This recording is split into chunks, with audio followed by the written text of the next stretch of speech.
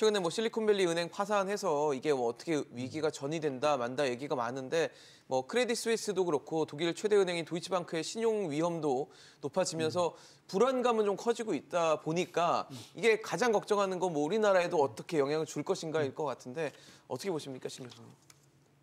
그 크레딧 스위스 은행이나 도이치방크는 오래 전서부터 문제가 많이 있었던 은행들이에요. 그러니까 이번에 새로 불거진 문제가 아니라는 거죠. 예.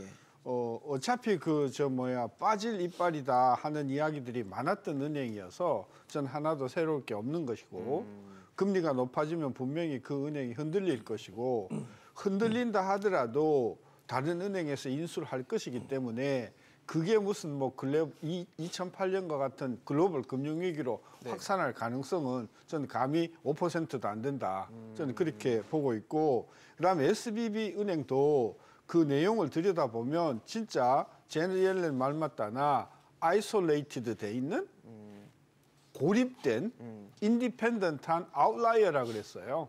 그러니까 아주 특별한 케이스다. 그리고 내막을 들여다보니까 우리는 못 들여다봤잖아요. 들여다보니까 이 진짜 경영을 잘못했더라.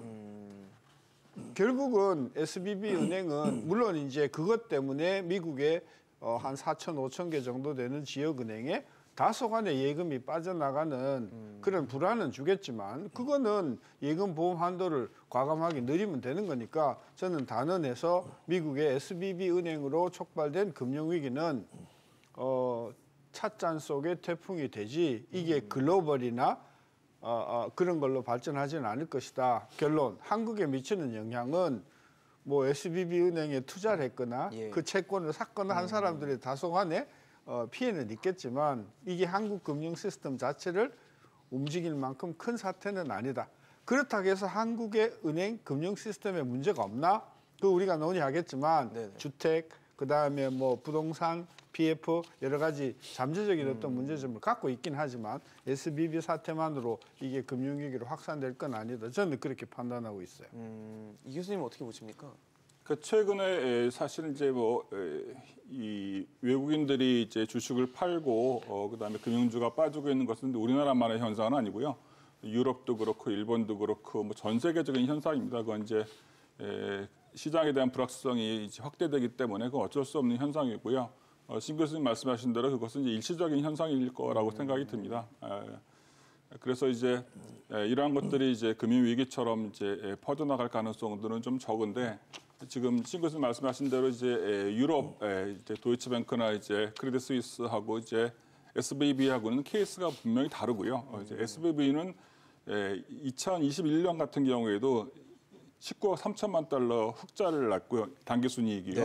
2022년에도 16억 7천억 달러 흑자를 기록했습니다. 그래서 뭐 애널리스트들 19명이 전부 다 괜찮은 은행이라고 평가한 은행입니다. 그다음에 이제 보유한 채권, 이제 보유한 자산 같은 경우에도 이제 채권이 많았고요. 채권이 70% 이상이었고요. 국채가 그 중에서 매도 가능 증권이 22% 정도 됐고, 그러니까 상당히 이제 최근까지도 안전한 이제 그런 이제 자산을 보유하고 있는 이제 은행으로 평가되어 있었습니다. 일시적인 사실 유동성 위기였죠. 어떻게 말하면 이제 그 실리콘밸리에 있는 그런 기업들이 이제 예금을 인출하기 시작하면서 갑작스럽게 닥친 그런 이제 위기를 극복하지 못하는 상황들이 물론 이제 내부를 이제 살펴보면은 이제 이것이 이제 뭐 맞는지 안 맞는지 자산의 구조가 맞는지 안 맞는지는 좀 살펴볼 필요가 있겠지만요.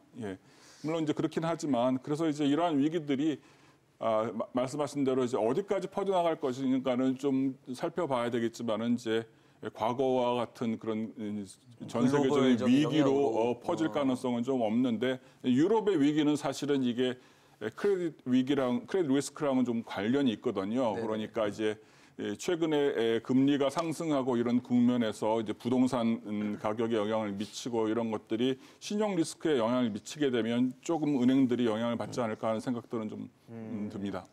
뭐 두 분 다 영향이 그렇게 크진 않을 것이다. 예전 2008년처럼 뭐 글로벌 위기로 가지는 않을 것이다라는 말씀을 주셨는데 서 교수님도 같은 의견이십니까? 그렇죠. 예를 들어서 그때 2008년 글로벌 금융위기 때는 이제 투자은행이 발행한 유동화증권의 이제 그 결과적으로는 그 판매가 이제 들어오면서 그러니까 그 사실은 그 파급 효과가 컸던 건데 이번에 이제 그 로컬 뱅크거든요.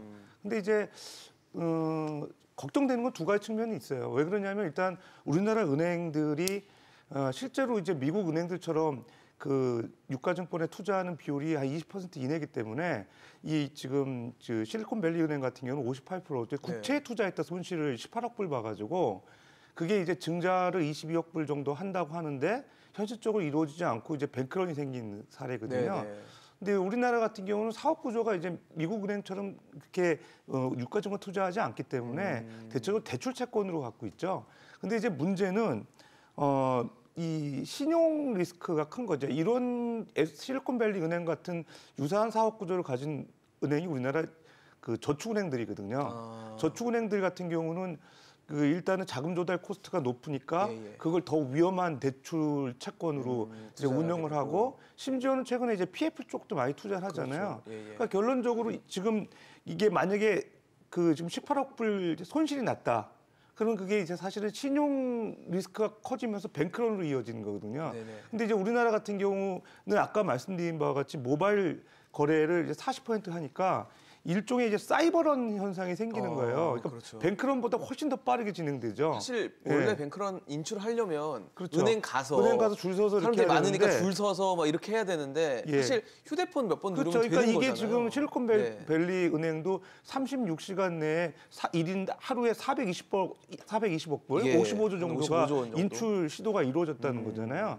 그만큼 이제 뱅크런의 속도가 엄청 빨라진 거죠. 그러니까요. 그럼 우리나라의 저축은행 하나가 이제 부실화됐다, PF에서 손실을 봤다.